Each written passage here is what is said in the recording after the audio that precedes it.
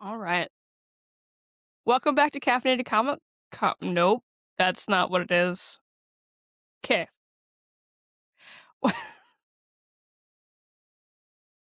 Now I have the giggles.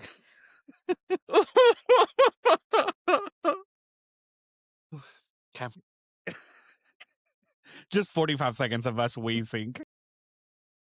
Welcome to the Caffeinated Comic Club, a weekly gathering for comic readers who also have opinions about, well, everything. Each month we're going to break down a full run, react to news in the comic world, gab about our weekly pools, and also sprinkle in our takes on other pop culture and media. So pour yourself a cup, pull up a chair, and tell us, what are you sipping on?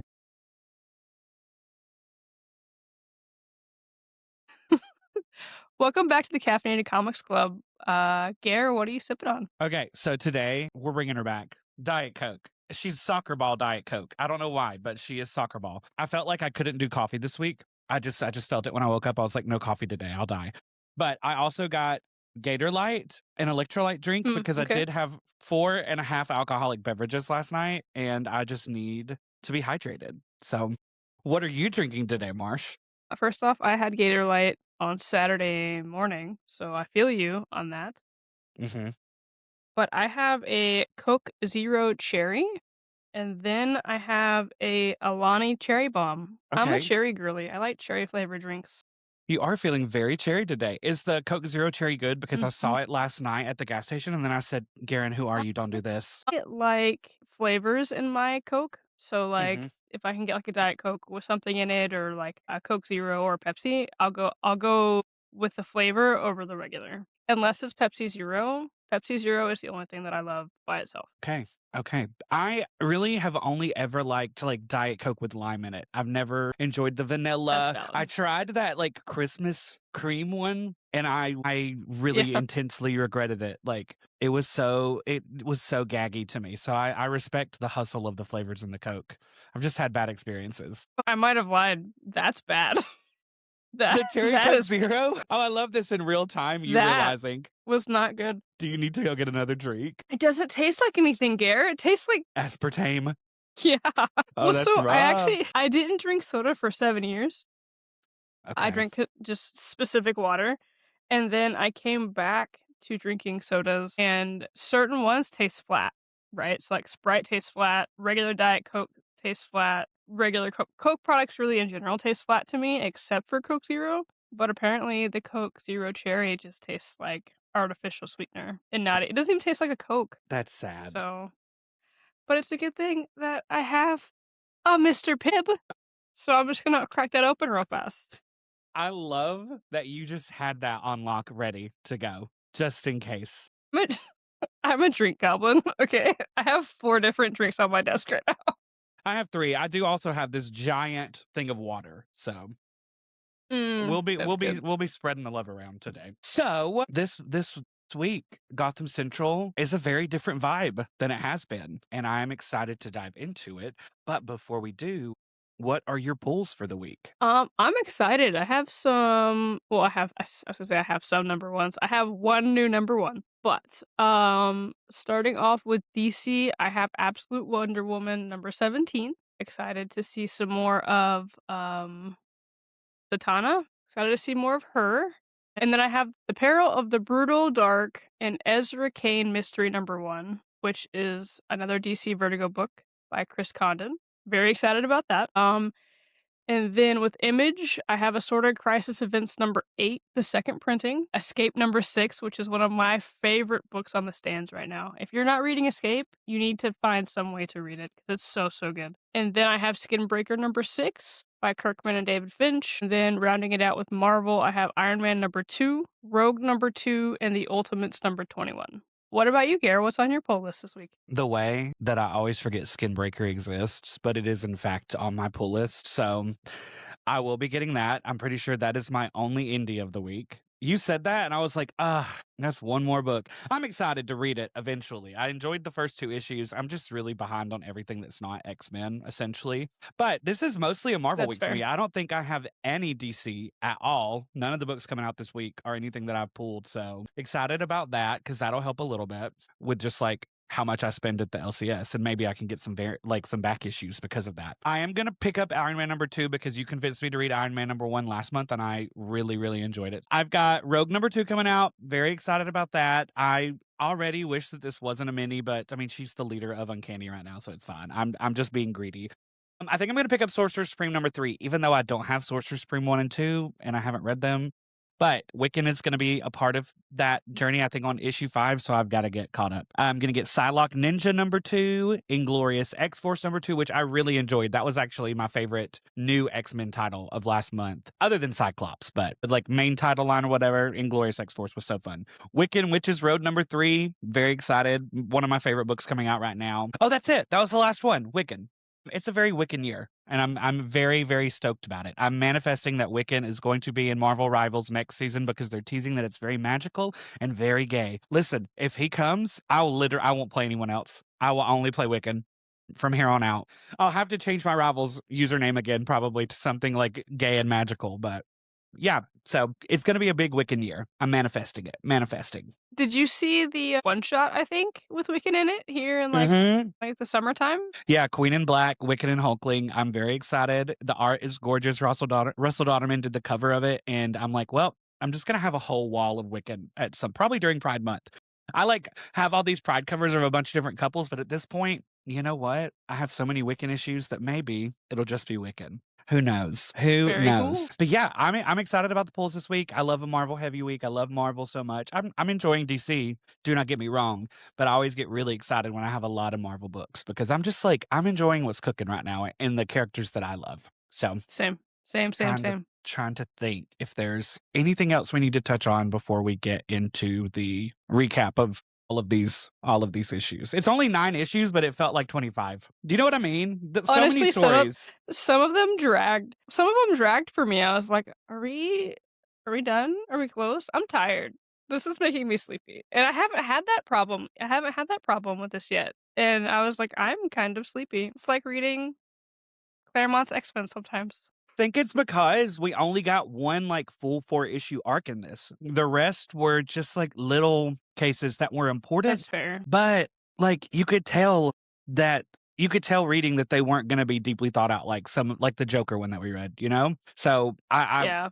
yeah, for it to be only 9 issues this week, it really did feel like so many more and there was so much because they did drag.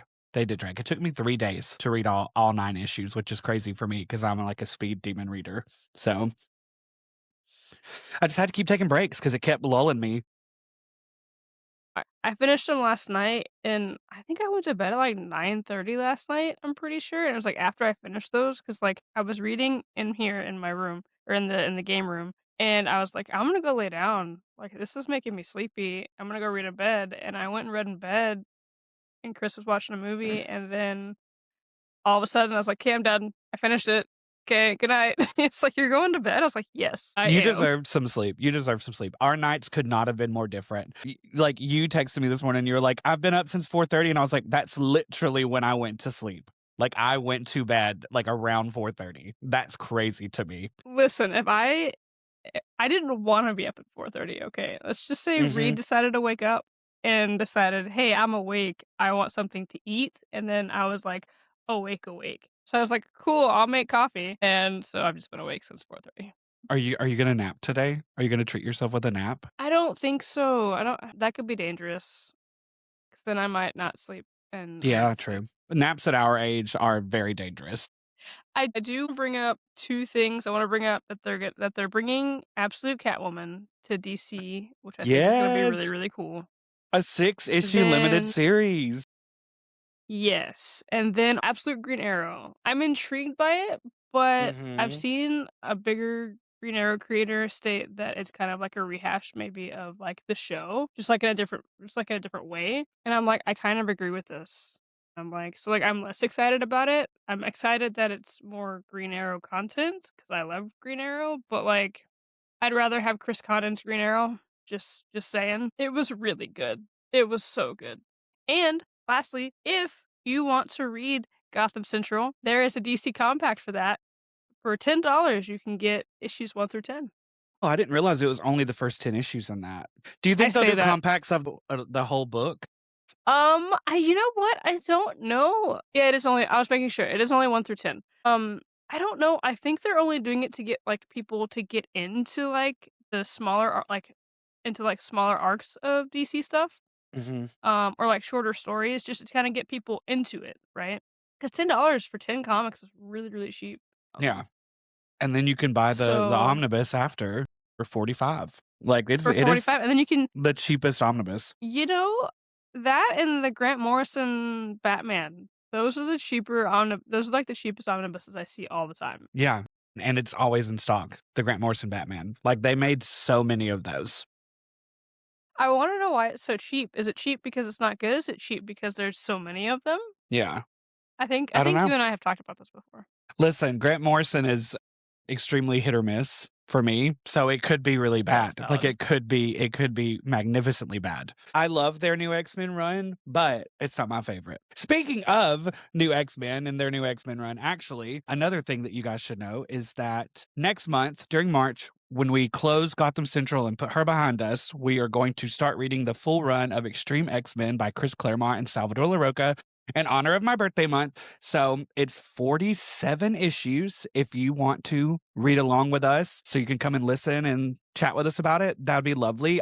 I will post a breakdown of what we're going to read week by week, probably in the coming days, if not the same day that this podcast comes out. But just look for it on my socials. I'm at Uncanny Gare on TikTok and on Instagram, and I'm sure Marsh will share it too. And tell them what your socials are. You can find me on TikTok and Instagram at Marsh Likes Comics. But yeah, we would love for this to be more of an interactive thing because like we didn't announce this pod, so like people didn't know what we were going to be reading.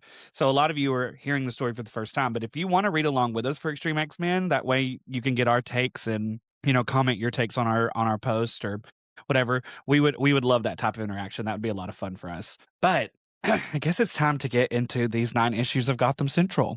Are you ready to Let's do it. rehash everything? I have more notes on certain issues than others. So yes, Period. Period. Okay, we start with actually what happened last time. Do we need to recap? So many things happened last time. The Gotham Joker, Central. Mad Hatter, Tracy Stacy. That's your recap. So the first run of this is 2 issues. It's issues 23 and 24, and it is called Corrigan. We open very, very calmly. Like Gotham Central, I found, loves to lull us into like a false sense of security and gets you really comfortable with something really cutie. And in this case, Crispus Allen and Renee are at a diner, just being kind of like cutie grown-ups, planning a brunch with their respective partners, Crispin's wife and then Renee's partner Daria, and they're talking about like waffles and it's just cute. It's just like I just like was really enjoying it and then immediately crime. Crime happens instantly. They go outside and they clock something like sketchy that's going on, so they call for backup and suddenly they're chasing these 2 guys through Gotham. And they follow them into this building, and there's like spider web shaped blood splatters on the wall. Was it blood? I'm assuming it was blood. Spray paint, Okay, but maybe it was spray paint I because that guess it makes could more have been sense. blood. I was like, this killer is so extra and so dramatic and a little fruity because like who else would take the time to be like spiderweb, blood, period, mama, yes, like that was the vibe I got. So, anyways, they're following these blood spiderweb shapes or red spiderweb shapes and are like, what's going on? Turns out it's this guy named Black Spider, aka something LaMonica. I don't know his first name, but his last name is LaMonica, and he's a Black Spider who is a professional assassin who works for Black Mask and basically anyone else who has money and no morals. So he's doing stuff. He opens fire on Renee, shoots her in the chest multiple times, which was horrifying to see. And I instantly like put the book down and was like, no, we're not telling this story. You better not kill this lesbian. I'm gonna be so fucking mad. But she, of course, was wearing a bulletproof vest. So, but he like and again, Black Spider not beating the fruity allegations, he like strolls up to her and is like, it's a shame you weren't wearing a helmet, and like puts his gun in her face. And then boom, Crispus kills him. Crispus shoots him and murders him. There are He other people doesn't murder there. him. What? Does he not? Does he No, not? I wouldn't say it's murder, right? He's a police op I mean, Oh, well, it was no, okay, murder is not the right word, but he did kill this man in a murder very is not the right justified. That is kind of the question. That is kind of the question of something that happens though throughout this run. But he did justifiably kill this man because he was about to shoot Renee in the face. Like he actively unalived him. Correct. That guy is dead. Yeah. Yes. Okay. Mhm. Period. I Well, was like, hold on. because he didn't put just one bullet in that dude. He emptied his whole clip into that man. You're not building a great case for it not being murder. No, he was angry that he was gonna kill Renee, and so he came in and she goes, Hmm. "Bop, bop, bop, bop, bop, bop, click, click, click, click, click." That's the noise guns make, by the way, in case you Click. wanted to know. Click. You're right. No, He that's did. when it's He empty. That's when it's empty. Yes, he did. He did empty his clip in him, and he's dead on the spot. Suddenly, the worst person in the world, Detective Esperanza, arrives. And if you don't remember who Detective Esperanza is, he is the guy that arrested Renee and was like hell bent on being like, I know that you killed this guy. What was that guy's name? Do you remember this guy?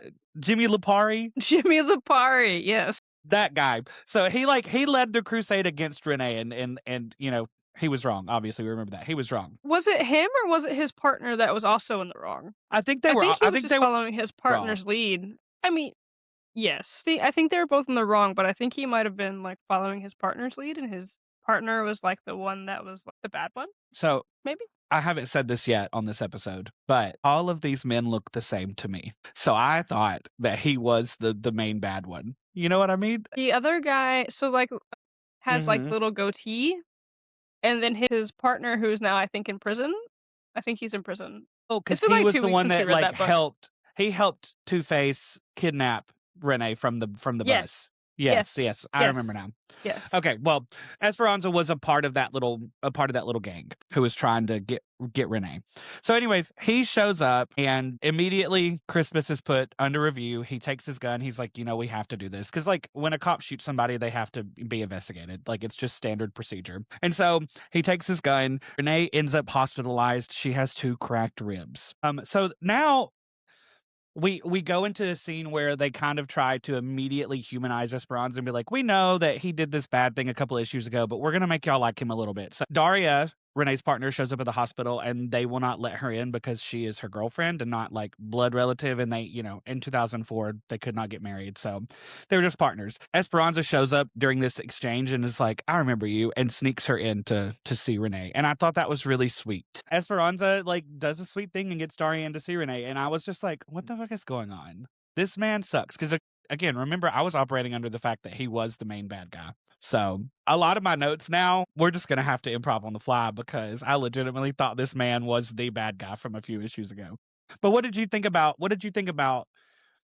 that? Was a very clear attempt at getting us to care about this guy in a way other than, oh, we hate him for what he did to Renee. Yes, yes. No, I agree. There were that was a very humanizing moment for him to help Daria get through the hospital staff to go see Renee.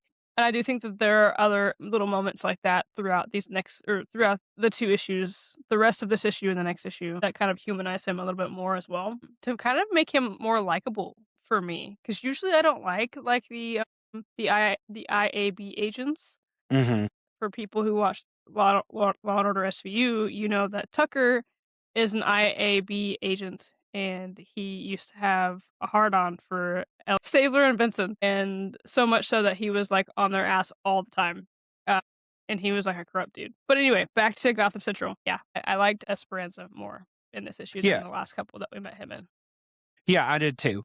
And I thought it was a very effective way to get us to like him because it worked for me immediately. I was like, okay, be nice to this gay person. We're friends now, Esperanza. And so, gonna backtrack just a little bit. During that fight with Black Spider, they had chased these two other guys in there. And so there were two other guys, and Black Spider is like shooting at them too and kills however many that are there. But one of them survives, and he is now saying that Crispus shot him, even though Crispus only shot Black Spider in that whole situation. So he's like threatening to do a lawsuit against the company. Very messy. The whole situation is kind of messy. And then we find out that there was a coroner on the scene while they were talking to Crispus and Renee about everything that happened. There was a coroner whose name is Corrigan, the name of this arc. And he's this like shitty little Weasley guy that takes evidence from the crime scenes and sells them on eBay. And so the issue ends with him listing the bullet that hit that other guy for $10,000 on Gotham eBay. Well, he was selling it as the bullet that killed Black Spider.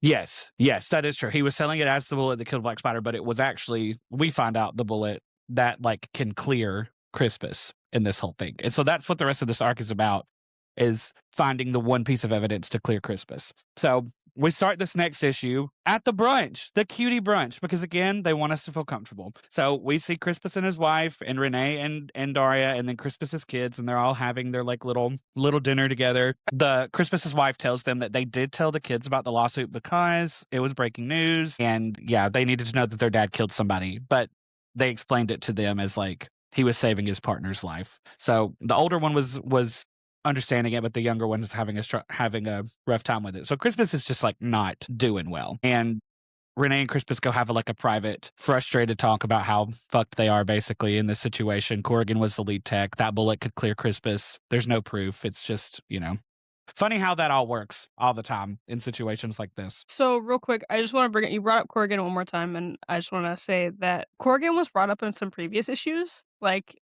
just like in like police gossip kind of a way. Yeah. And I thought it was kind of cool that the writers brought this to like fruition. The fact that like, hey, we're gonna leave these little breadcrumbs for you, and then oh wait, here's a story arc about him. Actually, I just thought it was really cool. I wonder if that like was kind of started as like an inside joke with them because of the few times that he'd been mentioned, and then for them to turn, or if it was like a plan from the beginning. Like they were eventually going to tell a story about this man. I always wonder how Maybe one day writers' we'll get rooms to ask work. them. That would be very cool. Maybe one day we'll get to ask. Renee kinda does what Renee does best, and she starts investigating while being injured. She's got 2 cracked ribs, and she's like, "I'm gonna solve the case," which I love, but as a person who's, like, constantly telling you and your husband to drink shields in Fortnite, it stresses me the fuck out when someone is, like, not doing what they're supposed to do when it comes to bodily injuries. So, I was like, "Fuck, Renee, chill out." But anyways, she starts asking around about Corrigan's personal life, which I did live for. I lived for the drama of this. Renee rolls up to Josie and is like, I heard you're fucking Corrigan. And Josie, of course, is angry, like mad. She's like, bitch. And she storms off. And then Esperanza kind of got the vibe of what was going on and talks to Renee about it. And Renee tells him what she asked. And he's like, no, girl, not Josie. He's banging somebody down at Finnegan's, the cop bar, which apparently is a thing, a bar that cops just hang out at. Renee, with her 2 cracked ribs, goes to this bar after her shift and immediately confronts Corrigan directly about it.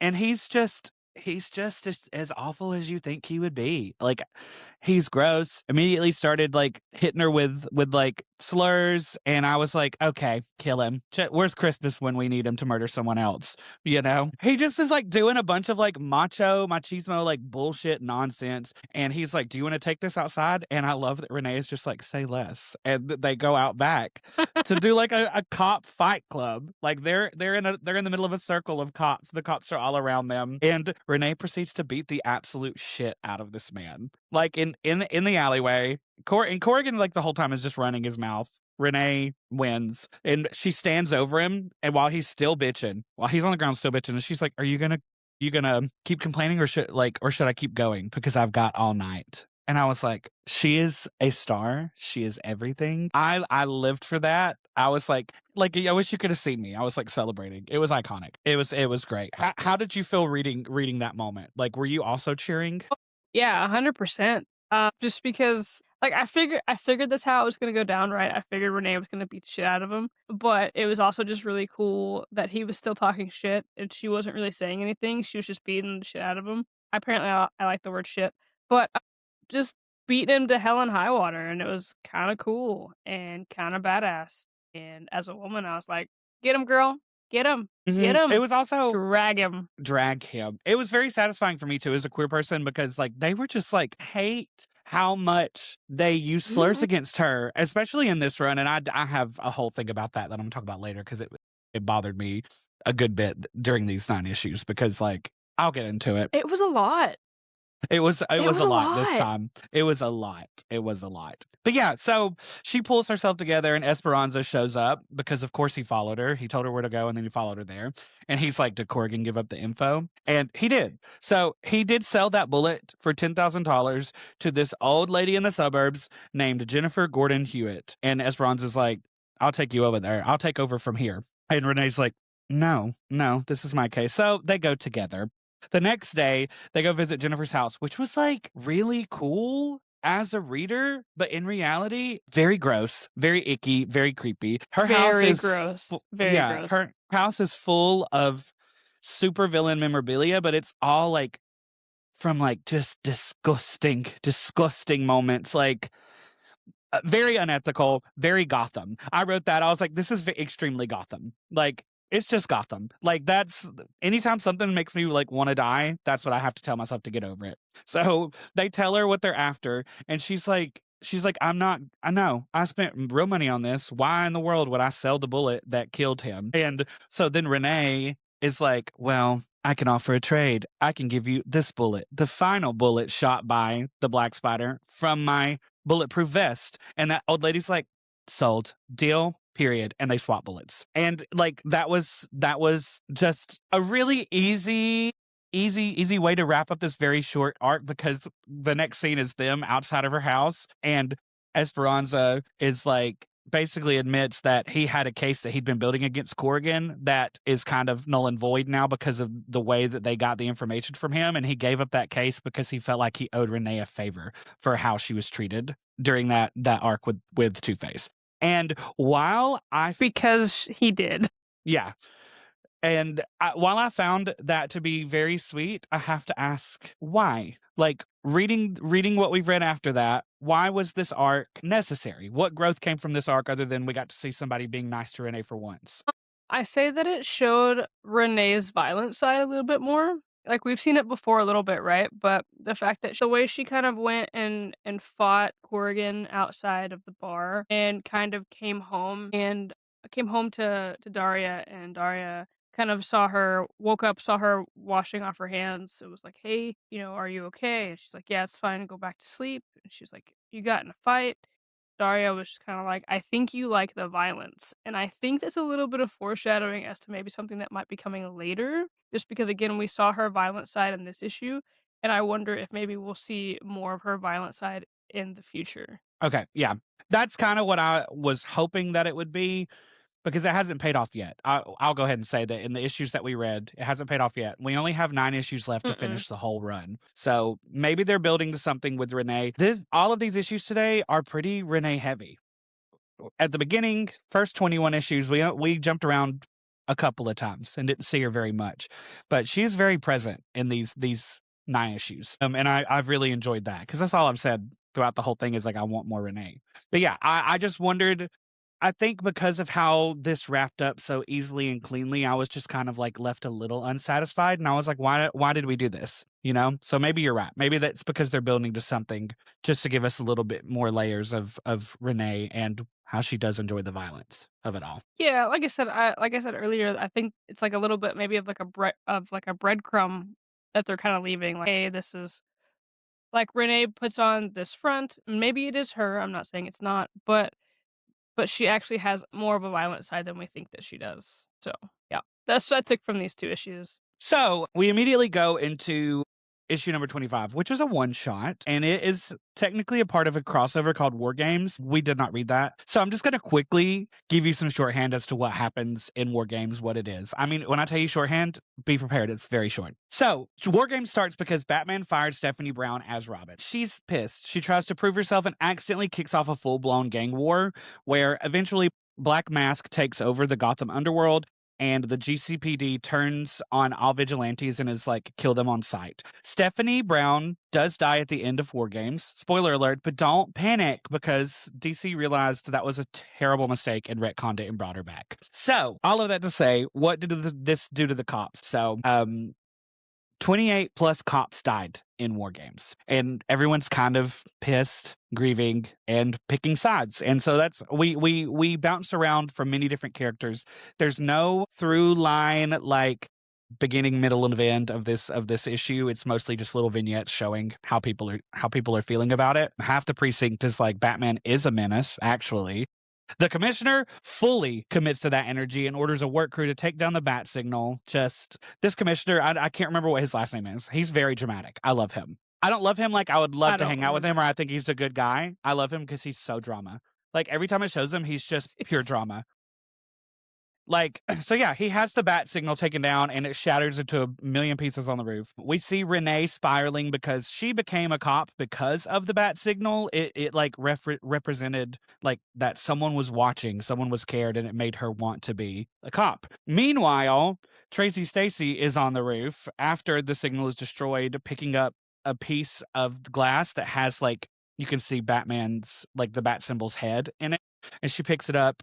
She's thinking about him. She's had her dreams, and My God. she's really grieving what could have been with Batman. Captain Maggie rolls up, finds her, and is like, "Hey, girl, you cannot be up here." And she's like, "I know he's not a bad guy." And then Captain Maggie's like, "I know." I was just like, thank you for showing her. Thank you for giving me this moment because it was so wistful, like she had lost a fallen lover kind of vibe. She's got her It's pink hair. giving I love you, I know. It's giving I love you, I know. It That's what is. it's giving. It is. It's giving Fleabag that the it'll pass moment where the priest is like, it'll pass when he tells her they can't be together because he's a priest. Like that Tracy Stacy is just she's a yearner, okay? She's yearning with this piece of bat signal glass in her hand. I loved it. And then the other exchange in this issue is at the end where the commissioner has left for the day and he's heading into the parking garage, and then surprise, Batman is waiting. And they have like the commissioner is full drama. They have a very like divorced parents kind of conversation. Like the tension between them is just crazy. Batman is like insisting that they're on the same side, and the commissioner's like, no, like, we're not on the same side. And if you get in my way, we will take you down. I will destroy you. And Batman says, let's pray that day never comes. And the commissioner goes, amen. And that's the end of the issue. It was just so drama and like out of context. Like, I'm glad I looked up what happened before, because if I had not looked up what happened, I'd have been like, what is going on? Imagine picking up that book. Imagine that's the only title you're getting and you pick up that issue. Nothing. I did not read the synopsis of 4 games. I just read the issue by itself. And I was Okay. like, all right, this is an issue of a comic book. Cool. There are pictures and words in this book. And then the way it ended, like you said, I was like, oh, it's over. Okay. I was swiping on my DC app and it was like, okay, go to the next issue. And I was like, oh, okay, we're done. Thanks for the update, Commissioner No Name. Appreciate it. Oh, it's Adkins, by the way. I looked it up. Period. I won't Commissioner remember that. Adkins. AT or AD? It's like the Like the Atkins diet? No. Atkins. Atkins. Commissioner No, No Akins. Carbs. It's Akins. It's Akins. My favorite bit in this podcast is how we don't know anyone's names. Commissioner Akins. Thanks for the update. Amen. And then we move into issues 26 and 27, which is another 2-issue arc. I did not write down the name of this arc. It doesn't matter. Catwoman's there. So It doesn't tell me. period. So once again, Gotham Central is like, you guys want to see something cute? And we open this issue with Marcus and Romy having dinner with Nora, the widow of Marcus's late partner who got her hand shot off back during the Joker thing, if you remember. She's got a new prosthetic and she's thriving. She got promoted after losing her arm. She's healing. She's very happy doing office work now. Still at the morgue, but period. And then boom, there's a murder. Marcus gets a call during the dinner and is like, hey, I gotta leave because there's a murder and Josie, my partner, has already accepted it. So he goes to this like hotel, and Josie's already there, and they have found a famous televangelist named Buford, fatally shot once in the chest, and he has cut marks on his face that look like a cat scratch, but it's very clear it's not like an animal scratch. It was done with tiny blades. So they're like, Catwoman, right? And Marcus immediately is like, I don't know if it's Catwoman. And Josie's like, I kind of think it's Catwoman, but I don't know. And eventually they decide it's probably not Catwoman, but they cannot rule her out. Her ruby necklace was left behind at the scene of the crime, and Catwoman would not do that. She would not leave it behind, so that's why they're like, this is not Catwoman. But yeah, this is a very famous televangelist reverend. Think Joel Osteen. Think if you know who Joel Osteen is, that's kind of the vibe that this man gives. Like, he's super famous. He's living in a $2 billion apartment. He's got a solid gold cross hanging on the wall. I'm not going to get into my feelings about any of that, super churches and all of that, but he's that kind of guy. So the commissioner shows up. and hates the Catwoman angle and is like, do not tell anybody about this because the press will eat it up. That is very important. He's like, don't tell a soul. And they're like, period, we won't. We should probably interview the people in this famous Reverend's life. So we cut to the station and they interview very quickly now. It's if you're not paying attention, you don't know who we're talking to, like in this book. So they interview the wife. They have been estranged since the 70s, did not really have a relationship. They were still just married for the optics because, again, he's a famous reverend and it would not look great if he had a divorce, you know? So just classic standard estranged wife. She was at their house in Manchester or Westminster, some New Yorky kind of town. Then they interview Miss Esposito, not Ms. Esposito, not Mrs. Esposito, Miss Esposito, who was his secretary. She is a very kind of like rancid, deeply misogynistic woman, just gross. She's the one that found his body at 4 a.m. the next day. Was it 4 a.m.? She finds his body. That Doesn't sounds matter what right. time.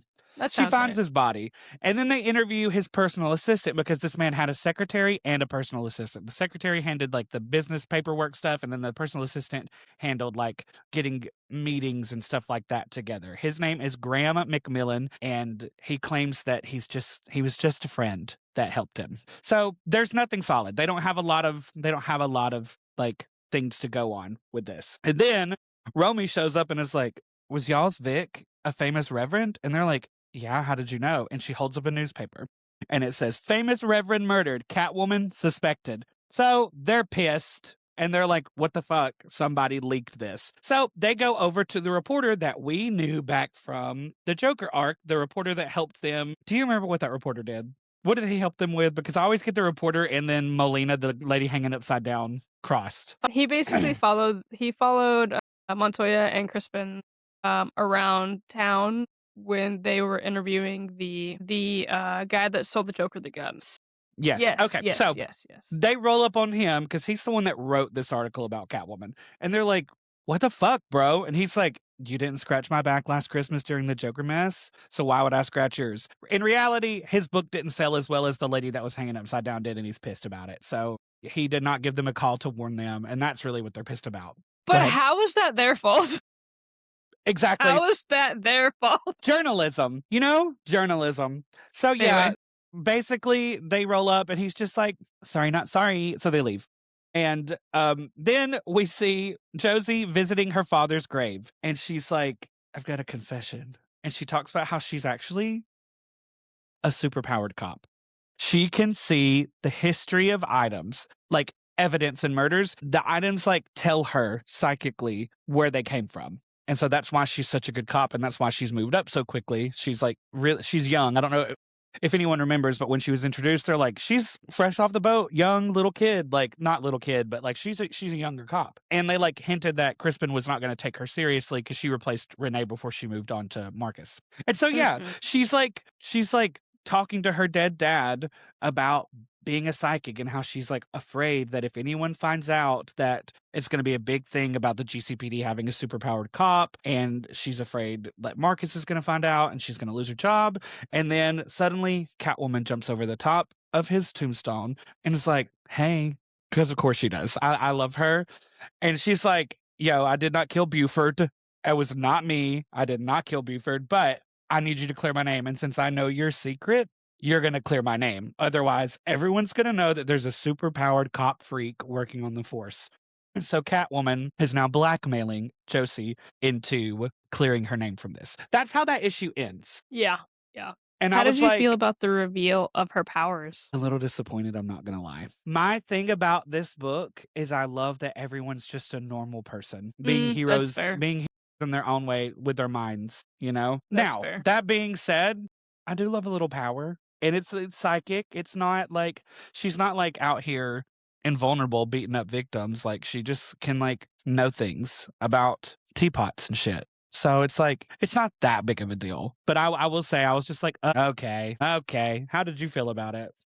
I thought it was kind of interesting because I did think it was weird that she was like really like, I trust my gut.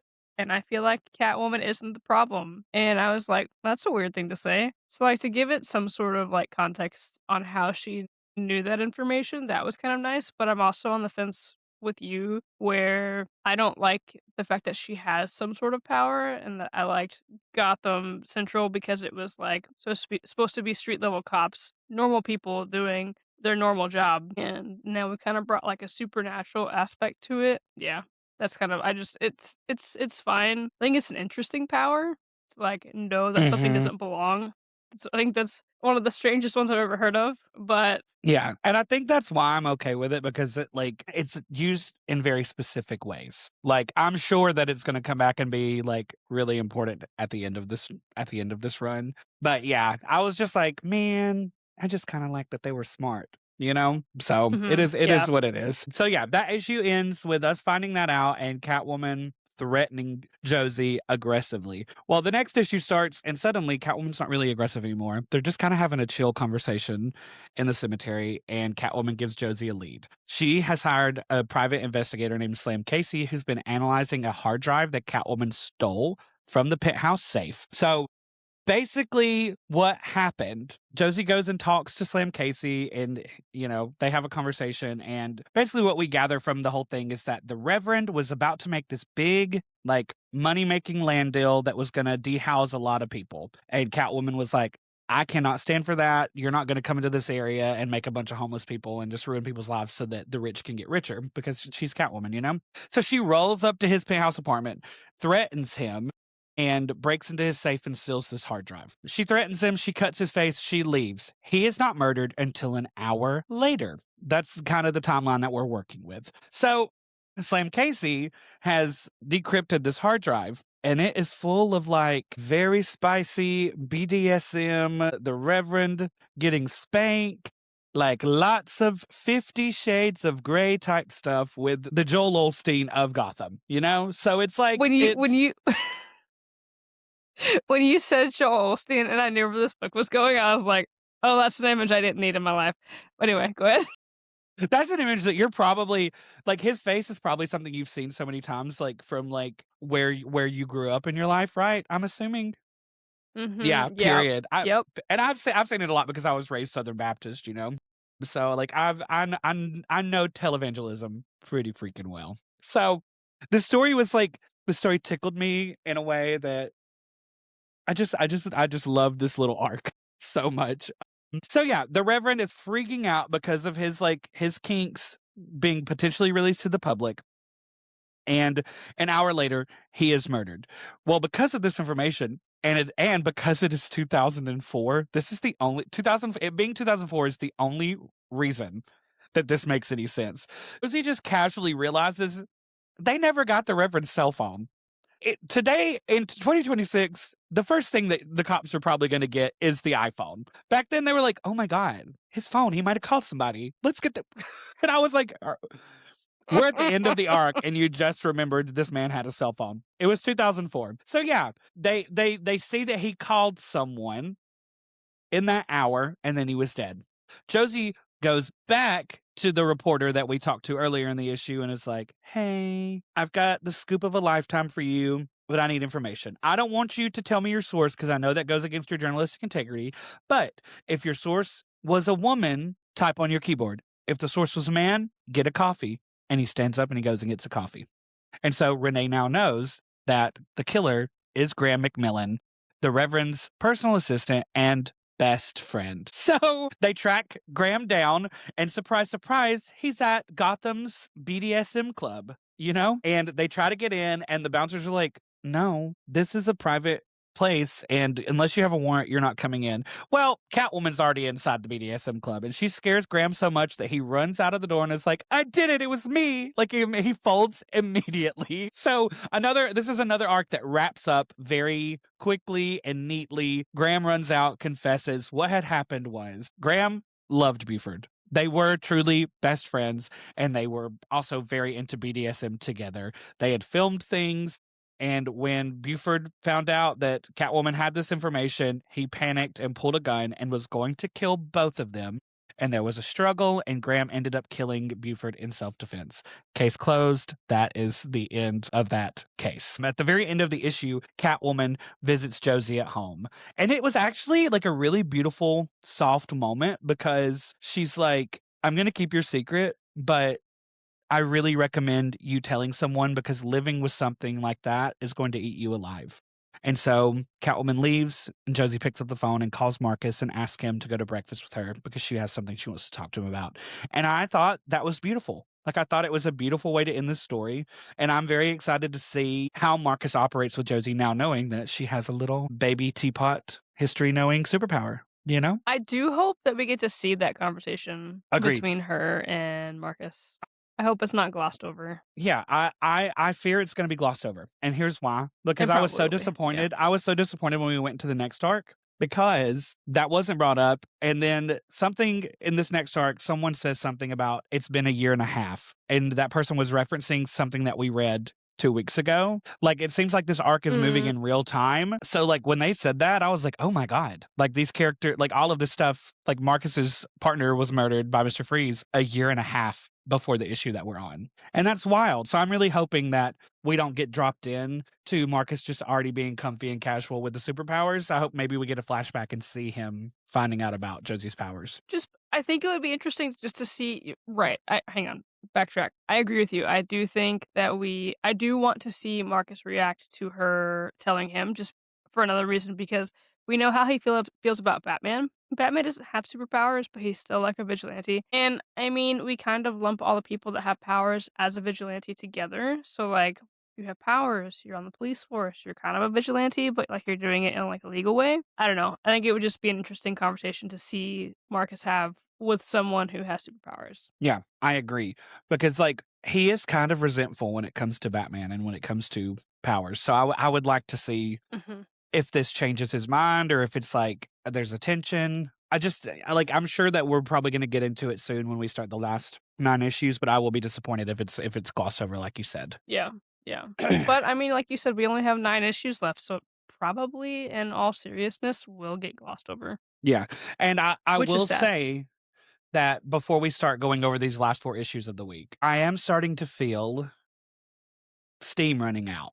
Mm, From the writers, I feel like those last 2 arcs were wrapped up so neatly that it almost felt I hate to, like, have a negative opinion. It's something that I'm working on, but it felt almost a little too clean, a little lazy, and I kind of felt that way about these next 4 issues. My notes on these next 4 issues are so much shorter than the ones that I just did because it's a lot of, like, big events and not a lot of, like, little character moments, and so it was like yeah, mostly I was yeah. recapping events, you know? So Mhm. that's where I am with it, and I'm gonna be sad if the last 9 issues kind of I want it to go out with a bang, not a whimper, you know? And so I That's guess right fair. now I'm just, like, sharing my, like, fears or worries about where it's gonna go just with how I felt about these 9 issues. 'Cause, when I first started, I texted you and was like, "I'm having a great time, this is fun." And then, like, the more I went, the more I was like, "Oh." Like, it's like the and also I feel like the way that that Joker arc and the Mad Hatter arc was written was so intricate and so delicate that it felt very thought out and it felt very smart that they haven't really hit us with anything of that caliber, and so Mhm. Yeah. that's kind of made everything else go down a lot more for me. No, I'll agree. Like you said, the first 3 or 4 arcs were, like, solid, solid. And then, Yeah. like, this week, and then the previous week I mean, the Joker arc last week was really, really great, but then actually, I'm trying to remember was the Mad Hatter week last week too? Yes, it I've already was. forgotten. It was. Never mind. The first 2 weeks were great. This week was not great. That's all I have to Yeah. contribute to this conversation. Yeah, and so I'm trying to be hopeful. I'm trying to be hopeful, but this last 4 issues, which was our biggest arc of the week, so I was very excited about this one, and yeah, I know that as I'm going into it, as I go over this, my notes are shorter, but it's not because I didn't care, it's because a lot less talking happened. Okay. So this arc is called the Keystone Cops. 4 issues, issues 28 through 31.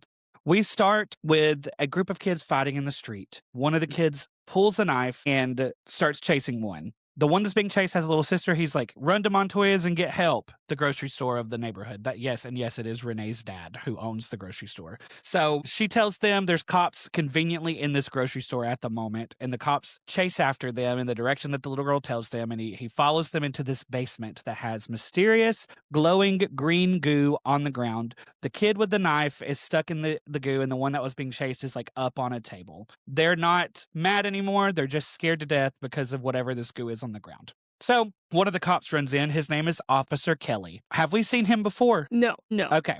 This is a brand new blonde cop. He doesn't have brown hair. So I was like, point one for the team because this is a different man that I will not get confused about. Officer Kelly is like, I'm going to save you. He's like, hey, grab my hand and I'll yank you out of the glue because the kid was stuck in the glue or the goo. So Officer Kelly pulls him out. It's like messed up the dude's shoes. And he's like, to the other cop that's running behind him, who's like 100 years old, he's like, take him for medical now, get him out of here. And so now it's just Officer Kelly and the kid that was being chased up on a table, and he's like, I need you to jump to me because I can't come to you because of this goo, and you don't need to jump, you don't need to get down and try to walk in it either. So jump to me and we'll get you out of here. So the kid listens to him, and when he does, he knocks over a vial on the table that's a purple goo, and it breaks into the green goo and starts a fire, like a massive explosion of fire. And Officer Kelly runs with the kid and throws him up the stairs, but not before Officer Kelly is completely engulfed by these flames. And we see this man's skin melt off of his body. Horrifically drawn, very cool. I was like, he's dead. Surprise, he is not dead. They immediately tell you he's not dead. They've taken him to the hospital. It's full on Darth Vader, man. Yeah. Oh Full my on God. Darth Vader. Exactly. The way they drew that, like, I wonder if that was like a frame by frame, like reference drawing, because that looked very similar to like Anakin crawling out of the lava. So Renee is back at the station and here's what's happened. And she's like, hey, let me take this case because I know that guy. I got him to become a cop and it also happened in my neighborhood. And the captain is like, I don't want to because you're so close to the case, but go ahead and do it. Crispin's the lead on it. So Crispin and Renee go to her neighborhood and they're seeing everything and talking to people at the case.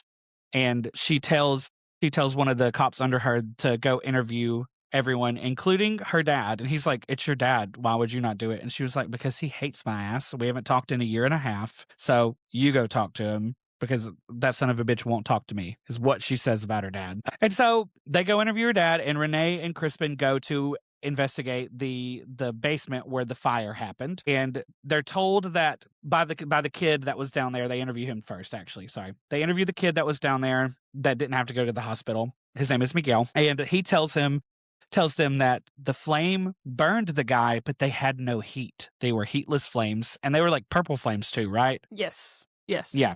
Purple So flames. it was a weird fire made of chemicals that had not been discovered yet. They found a periodic table of elements, and whoever it was discovered these elements and made these chemicals. And there's a name on it. They cross-reference the name and find out that the chemicals, the booby-trapped little basement, belongs to a man named Dr. Alchemy. So yeah, so Dr. Alchemy is imprisoned in Keystone City in Star Labs. The issue ends with the reveal that Kelly is still in fact alive, but he seems to be mutating. And then we also see Renee walk into Montoya's grocery and sees her dad, and it's really awkward. And he's like, I've already talked to your coworkers, so there's nothing else that I can say to you. And she's like, okay, sorry to bother you. And she turns around and she starts to leave. And he's like, hey, are you still dating that girl? And she's like, yeah, Daria's my partner. We've been together for a year and a half. And he just goes, oh, and Renee walks out before he can say anything else. That's how that issue ends, which just hurt me. All of it hurts me. And I was like, if y'all listened to the podcast where Renee's family cuts her off, I was like, I'm so hopeful that she's free now and she can live this beautiful, happy gay life. And, now we get an update a year and a half later and she still like misses her dad. And it just made me really sad. Yeah, just a bummer. Just a freaking bummer. So yeah, it seems like to me when I read it, him asking felt like progress, but like very minuscule progress. But I like didn't really let myself feel any hope about it, so I just immediately moved on. Back at the station, Renee and Crispin decide that they need to go to Keystone City, so they bring it to the captain, who agrees, but they have to get commissioner approval. And after a bit of finagling, the commissioner is like, yeah, y'all can go to Keystone City. tomorrow to Star Labs. So the day ends, Renee goes home, Batman is in her apartment in the dark, and she's like, "You could just knock." And I thought that was really hilarious. She's just like, "Why do y'all always do this shit? Like, you just pop up at people's apartments." Anyways, he knows somehow that it's Dr. Alchemy. He knows she's going to Keystone City, and he's like, "Do not make any deals with Dr. Alchemy." And she's like, "What?" And he's like, "No deals." And he disappears. Like, No deals. so drama. Like, Batman is so dramatic in this, and I love it. So yeah, the next day, she and Crispin go to Keystone City, and there's like there's like a montage basically where they're like getting out of the airport at the airport, talking to a team, and they're traveling, and you see the outside of Star Labs, and they go in, and the people in Star Labs are like, "Listen, y'all got to make sure that you are the ones manipulating him because he is very smart and he will manipulate you and you won't know it's Mm. happening." So they warn them and they go in and talk to him. And he's like, instantly, "Yeah, it was me. Seems like you found my booby trap." I love that. He was like, "Huh, so I assume you found my booby trap if you're here from Gotham," is what he says.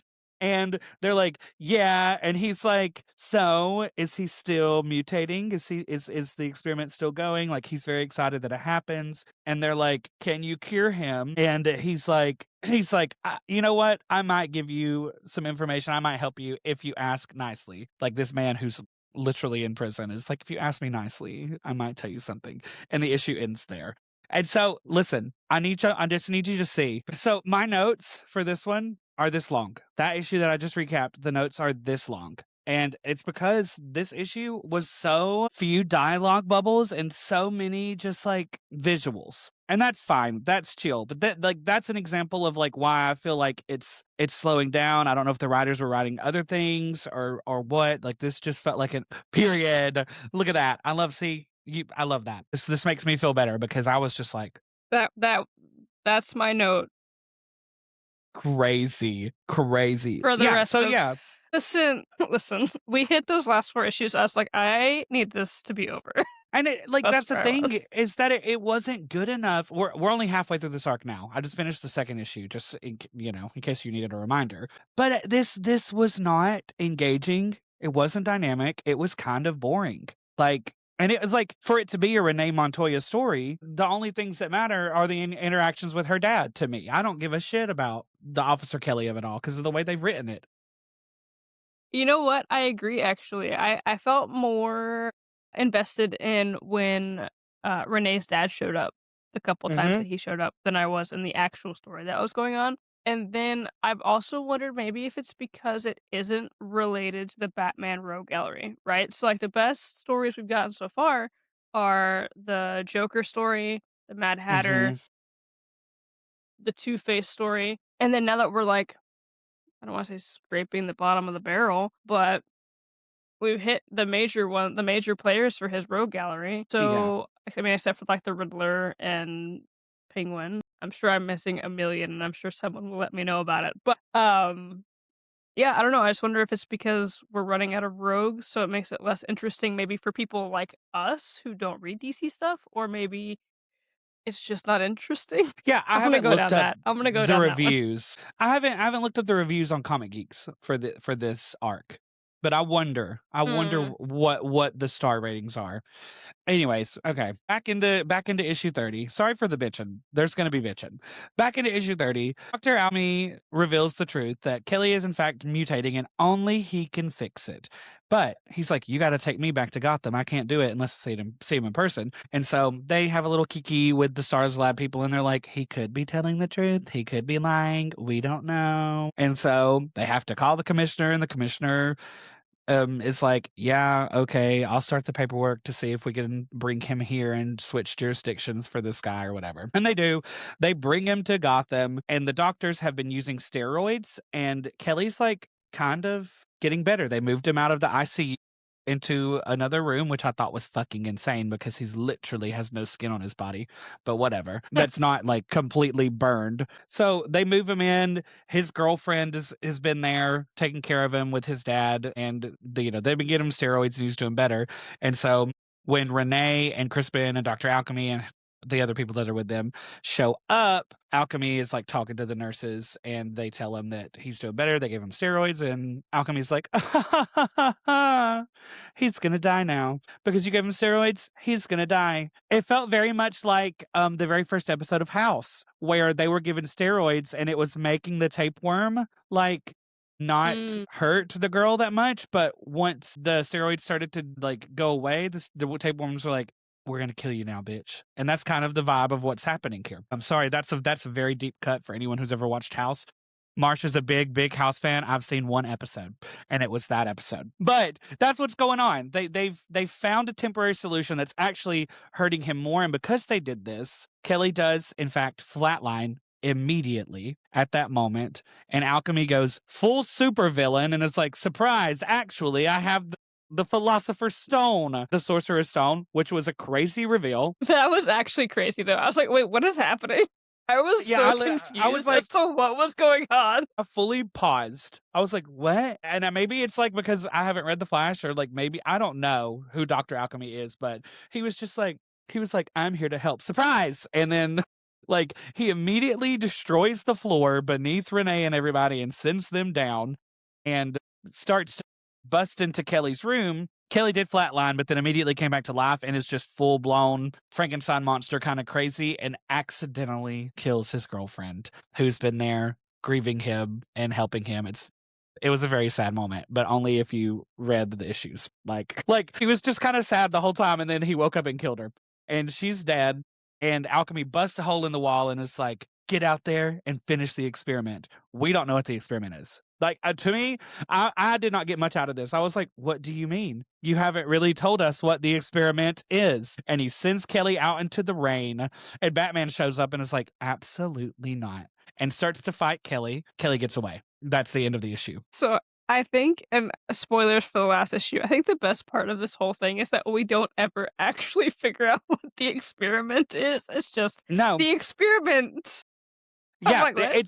and that's again, it's all for nothing. We don't know. Mhm. I get that in real life, sometimes there are aspects to cases that are never quite figured out. But when you have a pen in your hand, you can give the audience what it's about. If you're going to neatly wrap up everything like you have, you can tell me what the experiment was, because literally it's just the experiment. Like we know nothing about it. Nothing. Like, we don't even know what the compound was that he got engulfed in. Like, it's just the experiment, the red liquid, the fire looking, you know, Mhm. stuff. Like, Yeah. I think it just yeah, I don't know. This week It wa didn't to me, feel this very week was a thought through. bummer. Yeah, no, That's all. absolutely a Yeah. bummer. Absolutely a bummer. I there were a lot of things that I enjoyed. I enjoyed Catwoman. I guess hold on. Actually, I'll finish this arc. It's not long. Yeah, sorry. Yeah, yeah. Let me Sorry. recap the last issue and then let's bitch some more. Issue 31, the final issue. Kelly has ran out into the rain. Dr. Alchemy is about to get away with it, and then Renee beats the hell out of him and arrests him. And yeah, that's kind of the end of the Dr. Alchemy storyline.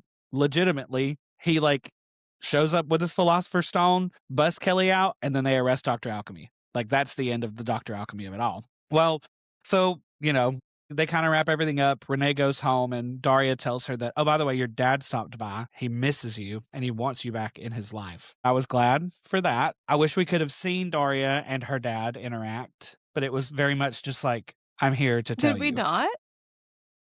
We didn't see the That's conversation, right, did that's we? right. That's right. No, no, no. He came by and was kinda like, "Hey, I'm here to see Renee," and she's like, "Oh, Renee's actually out of town." And he's like, "Oh, then I won't bother you." And then Daria was like, "Oh, well, no, you can come in." And then I guess they chatted, and then that was all that we saw. Yeah, I wanted to see Yeah. the conversation, but it's fine. It is what it is.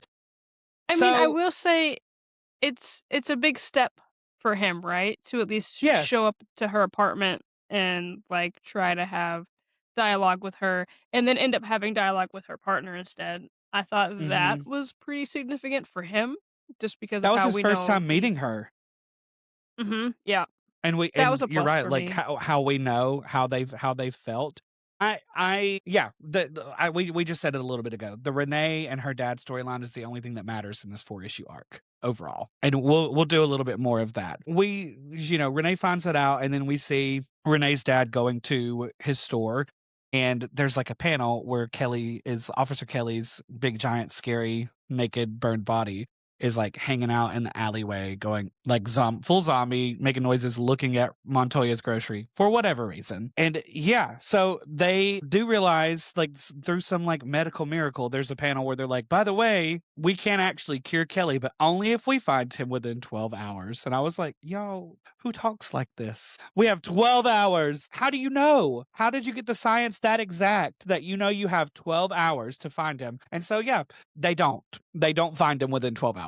Kelly reappears and attacks the store. And Renee's dad is like, I've got a gun. I'll try to talk him down because, again, Officer Kelly is from the neighborhood and they all know each other really well. And so he tries to talk him down. It doesn't work. And seeing no other choice, Renee's father shoots Kelly in the face 3 times and kills him. Which is so Um, crazy to me. Why? so fucking insane and so sad. Uh, This is just a man who may or may not hate gay people and owns a grocery store. Like, he is not equipped to deal with the fact that he just killed a kid that he watched grow up. And that shit was crazy. The choices that they make in this book sometimes, I'm like, y'all really just want people to be traumatized. Like, and so yeah, anyways, Kelly dies and Renee arrives terrified, and actually I don't even know if I can say this without crying. She embraces, or she goes to her dad who has just killed this guy, and she's like, "Poppy, are you okay?" And they embrace for the first time in over a year, and that's how the issue ends. It just says the end. And let me tell you, after reading 9 issues of just kind of being mad and disappointed, that was a very satisfying moment to me. But it was the only thing that mattered in a 4 arc story or 4 issue yeah. arc, you know? Yeah. Yeah. So while I'm grateful to see Renee have something potentially good happen to her, this is good. Like, this is, objectively a good thing to happen. We don't know where it's going to go. So yeah, while I'm glad something good happened to her, these issues kind of sucked overall. Not sucked, It like really not felt like a terrible, but it was big a bummer. yeah, it felt like a big nothing burger, as I've seen people say on TikTok recently. Like, it's like a Never big heard that nothing phrase. burger. And yeah, like, there were, like, bits and pieces of it that were actually really well done and, like, big character Hmm. moments and stuff like that, but, like, in regards to, like, the arcs and the villains and stuff, it felt just, like, very flat and boring, and there weren't any really there weren't stakes. I wasn't invested in anyone. Like, it just felt like, "Oh, this is a comic book." And that is the one of the worst feelings I have when I read a comic book. If I'm like, "Oh, it's just a comic book. It has pictures and it has Yeah, words. Like, there's nothing else to it." And I'm like, "Oh, that's fun." So, yeah, hopefully this next 9 issues pick up a little bit. yeah. I'm being hopeful. I'm manifesting that they're going to be good, but I'm so nervous about it, just because of how good it was for so long. Mhm. Like Yeah. we have loved this run up until a little bit of last week and pretty much all of this week. It's just a big old bummer. There's not much I can say about it without getting too critical right now, but I think I'm going to hold off on getting too critical, more critical than I am right now, until it's over. Because you know me, I love to trust the process and things. And a lot of times it's easy for me to trust the process, but this is like, I'm struggling with trusting this process right now. Just because the drop in quality was so steep. The only way I would trust the process, and I might have to Google it just to see for myself, is if it actually was supposed to end at 40 issues or if it got canceled at 40 issues. If it was supposed to actually end at 40 issues, then I'll feel better about it. If it got canceled, it could be a little wonky, right? Yeah. So, I didn't even consider that. If it just ends, I'm gonna be so annoyed if it just ends in the middle of a plot line. Yeah. It is what it is.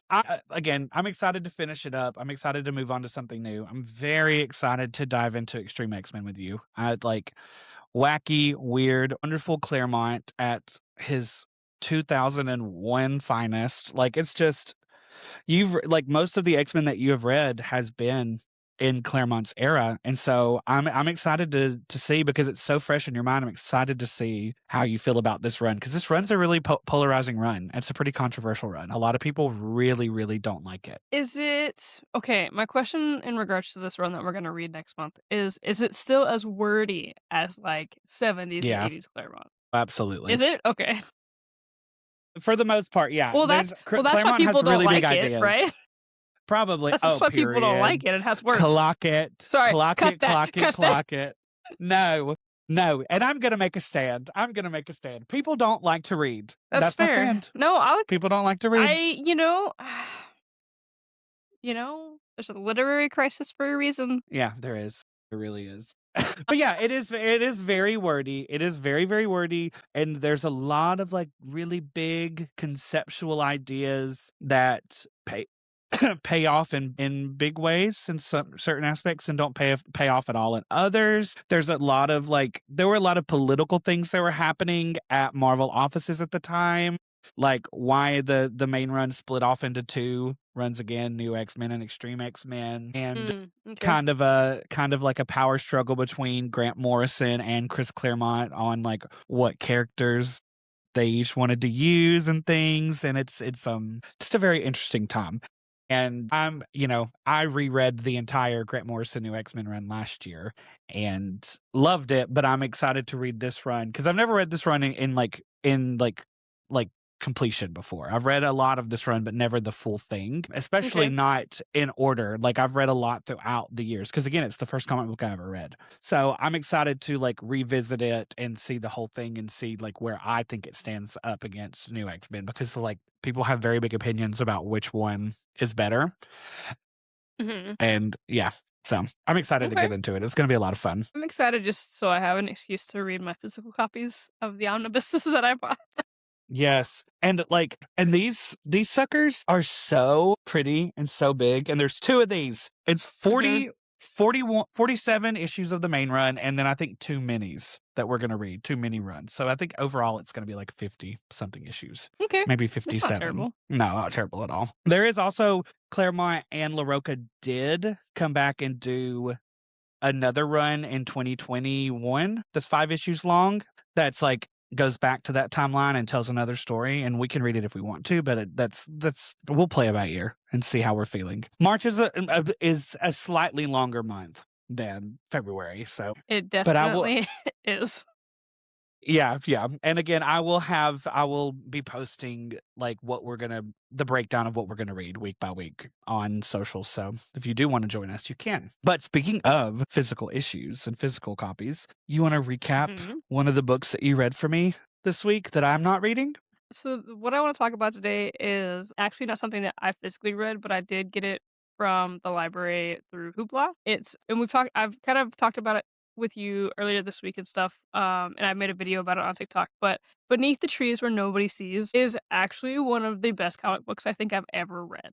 It's so weird and just like the way the story progresses is so interesting and like had every end of the book, like every end of the issue had me gagged and all I wanted to do was keep reading it until it was over. Basically, it's this bear, her name is Samantha, and she lives in this small little town and you see her like everyday life and you see her interact with the people in her little town and stuff like that. And then some days she takes little trips down to the city. And what does she do in the city? She finds random people and she kills them. And why?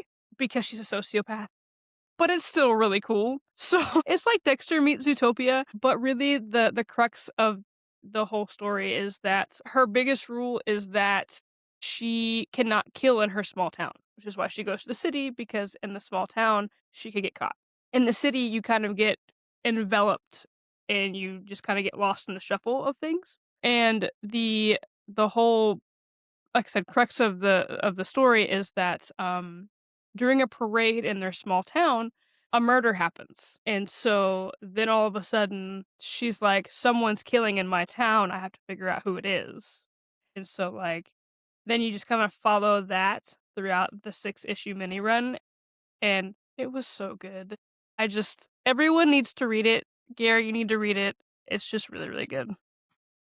That's my pitch. Okay, so the way that I'm probably gonna read it this week, I didn't know that it was like a murder mystery. Like I'd heard people say that it was similar to Dexter, but I didn't know it was gonna be a thing where she Hmm. was gonna have to figure out who the killer was in her town. That's fun. Yep. Also, I love the Hmm. the the parallels from last week, your pitch being Zootopia 2 to now this. Like, That's I true. love that. I didn't even clock that. How many That's issues funny. is the run? It's 6. It's 6 issues. Ooh, okay, I might read that today, actually, when It's we get it's done. a really quick read. I'm double checking for you, but I'm pretty sure it's 6 runs. And then Beneath the Trees Where Nobody Sees Rites of Spring is the next one.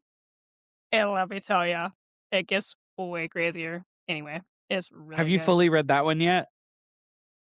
I have not. I've only read the first 3 because I wanna read them through Hoopla, and I've run out of checkouts for the month, so by next weekend, I will be able to get the last 2 issues. Or you know what? I might just go buy them at my LCS on Wednesday.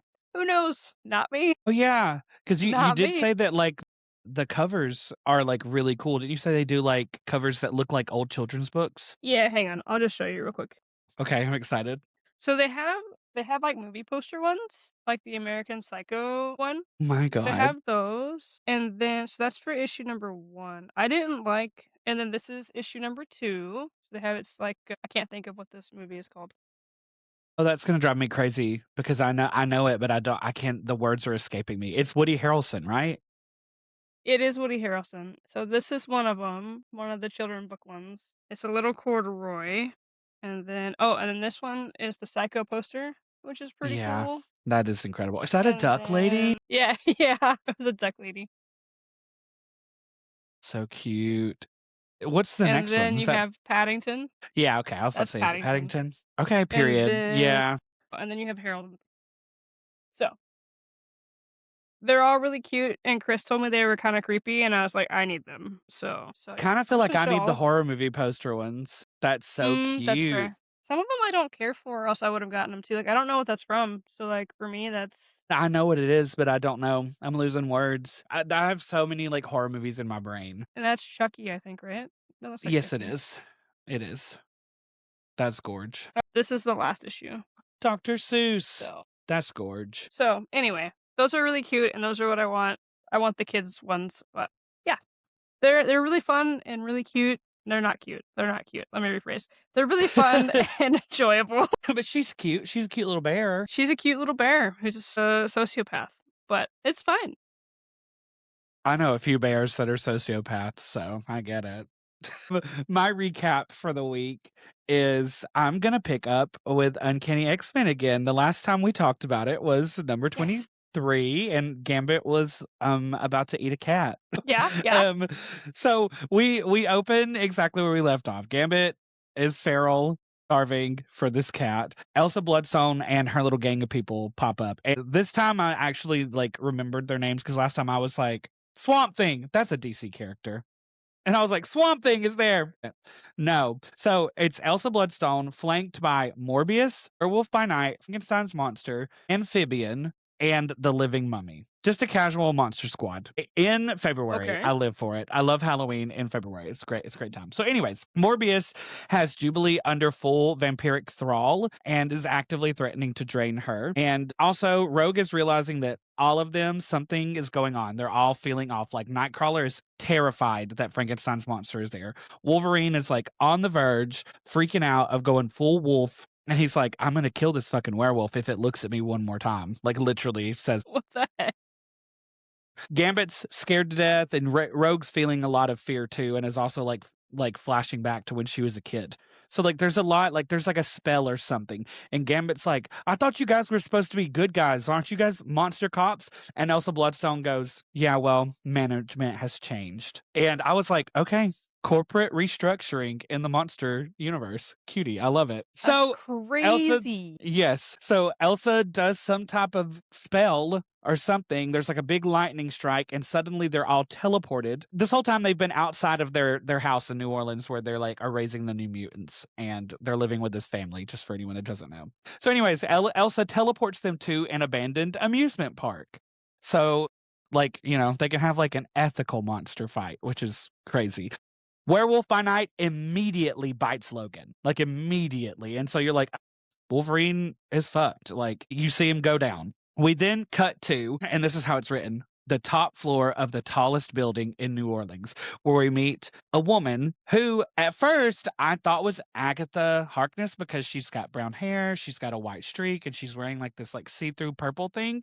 And she's talking to this big white dog named Salem. And so I was like, Agatha, go Simone. posted on her story, like reposted a like meme that was like, "This is not Agatha Harkness," but she's very much like being trolly, like, "Is it Agatha or is it?" You know? Like, so I don't know Uh-huh. if it's Agatha or not. She's not named, but she's being very Agatha-y. She's doing this big monologue talking to this white dog, being like, all I've ever wanted was not love, not family, but a new dark cold. And she's like talking about like either turning all of New Orleans into a new dark cold or potentially a person. Because then we cut back to Rogue and everybody else, and we see Nightcrawler not like fighting Frankenstein's monster, but not really fighting, just being terrified and trying to evade him because he's really scared of Frankenstein's monster. And he's having flashbacks to like Germany and shit.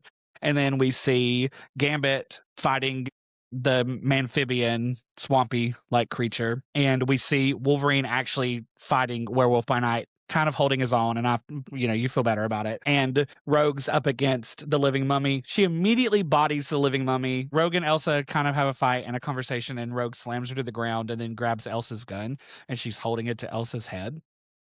And she's like, "Who's in charge? Who's Okay. the new?" Yeah, it's wild. It all happens very fast. And so she's like holding the gun to Elsa's head, and she's like, "Where's your boss?" And Elsa is like bleeding, and she like kind of smirks, and she's like, "Baby, don't you know? She's already back at your house." So this Agatha person is outside of Haven House, and she said she's already there, about to tuck your kids into bed. So Agatha's outside of Haven House and is about to take the New Mutants. We don't know why. We don't know anything really. All we know is that they showed up and they've had this big fight and everyone's freaking scary, and Rogue's like, "Oh my god," and like realizes, and the final frame is where Wolverine attacking Rogue. Wolverine has turned into a werewolf. Because he got bit by Werewolf by Night. Yes, yes, and That's he crazy. looks so freaking cool. And I was just That's like, "Yes, crazy. yes, yes." As I love magic, I love monsters, I love the X-Men, so this is kind of a perfect storm for me. I don't know if it's Agatha. Like, that's the big question. Like, no one on Reddit knows. Like, no, like the whole internet's going X-Men wise is going back and forth about who it can be. But during all of that, there was one panel where Rogue asked Elsa a question, and Elsa goes, "That's so ironic of you to ask, coming from a Darkhold." She references Rogue as a Darkhold, not Darkholm. Mystique is her mom, but like she references her as a Darkhold. So they're like, is Agatha going to, if it's Agatha, is this woman going to turn Rogue into a Darkhold? Or is this woman with the brown hair and the white streak actually Rogue, already in Darkhold form? So a lot of people think it's Rogue's biological mom, but I'm kind of leaning toward it being like a magical Rogue from maybe the future, or like a different dimension or something. I mean, So as someone who's not biased here, I like the potential Rogue angle, it being like an older or like different version of Rogue. yeah. Only because, in the Fantastic Four, we've just recently had that happen, and I was like cheering over here. You listened to me read actually Fantastic Four number 8. Hmm. So I think that would be really cool. I really I need do to read too. X-Men. I really need to You read should it. catch up. You should catch up on the Uncanny Run. You don't have to read Jed McKay's. Listen, I keep Okay. going back and forth. Last week I was like, Jed McKay's back in my good graces. I read this week's issue and I was like, we're back. And we're back. Listen, there's a lot. He's telling a lot of story. Like he's telling a lot of story. And it's not right now, it's not gelling. I think it's gonna gel. I will say the end of this week's issue of X-Men 25 was really good. The last page. But I don't know where it's gonna go. I'm not getting into it. I'm just triggered by Jed McKay most of the time. But you should read Uncanny. You should read Uncanny. Well, you once again made me want to catch up on X-Men or Uncanny really, really bad. So that might be what I do before I go out later today. We'll You've see. already read a good chunk of it too, right? I've only read like the first 7 issues. I own a lot of it, but I don't. I've only read the first 7 or whatever's in the Mhm. first trade. Yeah, okay. So, Yeah, I think you should. I think that you would enjoy it. It's just fun. It's very soap opera-y and good, and there's a lot of romance, so I'm having a great time. you know, you know what's funny is I was thinking as I was trying to find something to read today, and I ended up finishing what is it, that Texas Blood Volume 1. And I was like, I need something, like, lighthearted and and not heavy, because like, Gotham Central is heavy, and that Texas Blood was really heavy, like, I need something a little less heavy. I was like, "Well, I do have these Star Wars trades that I've been reading," which was kinda fun, and it's alright, it's not great. I might read X-Men. I will say it's pretty lighthearted. I mean, there's stuff with the kids that you might get like I just get sad over like the kids being young mutants and figuring out all of their shit. But It's mostly lighthearted and fun, and, you get a little romance with Rogue and Remy, a little romance for Nightcrawler, like, it's just an overall good time. Okay. So, Okay. do you have any pop culture things that you wanna pitch to the listeners? Pop culture things. Well, I did just watch the first episode of Fallout season 2. I've never watched that, period, none of it. Oh, really? Mhm. Have you ever played any of the Fallout games? Well, I mean, okay, I played Fallout New Vegas on Xbox 360 for about a day and a half, and I said, "I don't know what's happening," and I took it back to GameStop. I was just like, "This is not for me." I was so confused. You know what? And that's totally fair. That's totally fair. I actually haven't played any of the Fallout games. I've started Fallout 4 like 5 times, and don't even get past the prologue because there's like these like big mutant roaches that are this like this big. They're like huge, they're, like humongous. And I don't want anything to do with them. So I have to get past that part to play the rest of the game, and I refuse to do that. But the first episode of the season 2 of Fallout was actually really, really good. It picks up right where it ended. I don't have a synopsis for this at all because I kind of don't remember what I watched, but I know if I watched the next episode that I would know what I watched. Period. Hey, we're in our 30s, you know? If I didn't take meticulous notes, I wouldn't be able to tell you a single plot point of anything. I mean, it's basically, um, no. It's a good episode. That's all I have. I don't do a lot of other things besides read comics and play video games, so my pop But culture is Fallout very limited right now. But Fallout Episode 1, Season 2 was really good. and I'm Oh, assuming no, season 1 is good, right? Season 1 was great. Season 1 was actually really, really good. I did also watch The Pit Season 2. Do you watch The Oh my Pit? god. I've watched most of the first season. I don't like to watch things week by week, so I stopped watching season 1 because of that, and now season 2 is already out, and I'm like, "Well, I gotta Mhm, wait for season 2 to finish so I can binge it all." But okay, I didn't know that you liked The Pit. I do. ER is one of my favorite TV shows of all time. So when he started doing The Pit, I was like, "I'm on this. I gotta watch Yeah. this." So Noah Weil, is that who you're talking about? no, yeah, I know a while. Yeah. Yeah, he was back then and currently one of the hottest men alive. Like, I mean, that's the only reason why I started the pitch because I was like, "Yep, I remember you." I have a question about it. The little twink that's on the team? Is there like a thing going on between the twink and Noah Weil? Because that's the vibe that I get and with their interactions. I don't think so. Okay. I I don't was like, I don't know they if this is haven't gay brain or real life, so No, I don't think so. I'm not gonna watch it then. I'm just kidding. I'm gonna watch it. I just like it. I like it a lot because it's like the day in a life of an ER doctor and nurse, everything that Mhm. goes on hour by hour. And it's almost like 24 meets ER, but like a million times better because actually, from what everyone says online, that it's actually medically correct. Yes, that So was something that was very jarring. That is a warning I'll give anyone who hasn't watched The Pitch. It is very The Pit, it is very graphic, and you will see yeah. things that you never expected to see in your life. Fair It's also warning. on HBO, so that should be a fair warning to you too. Yeah, anything on HBO, you're gonna see something. You're gonna see something. That's Lord, true. the things I've seen on HBO. My pitch for the week, pop culture wise, is a television show as well. It is on Netflix. It is a show called How to Get to Heaven from Belfast, which is a show made by the creator of Dairy Girls, which is like a comedy about four best friends in Ireland and their years of high school in the early 90s. It's a really incredible show. So funny, so heartwarming. Lovely. This is the second series for Netflix, and it's a murder mystery. And I can't really get into plot details other than it's about four girls. One of them is dead, and something that happened to them when they were teenagers was really traumatic, and they've kept the secret for years. And now that one of them is dead, the past starts to come back. And so you get this dual timeline where you see them when they're teenagers and then you see them in their like mid 30s. And because it's so Irish, it's like the content is like dark and scary, like not like horror, but it's like a thriller. But because they're so Irish, it's so fucking funny. Like it's a dark comedy. It is the way they write it is hilarious. But I find myself going between like intense laughter to intense like stress of like, oh my god, what's about to happen? And I can't really get into it too much. But I will say that not everything is as it seems from the beginning. So, That's that's my fair. pitch. No, I get If you it. like comedy, but you also like murder mysteries and Irish accents, watch it. It's really good. Well, cool. But I think, honestly, I don't really have anything else to say about Gotham Central other than ready to get through these last Yeah. 9 issues and see if it pays off, you know? Same, same, same. I'm Like, still having a good like, time, but go ahead. yeah, but not as much as but not as much of a good time as we were in the beginning, which is a bummer. And I get it.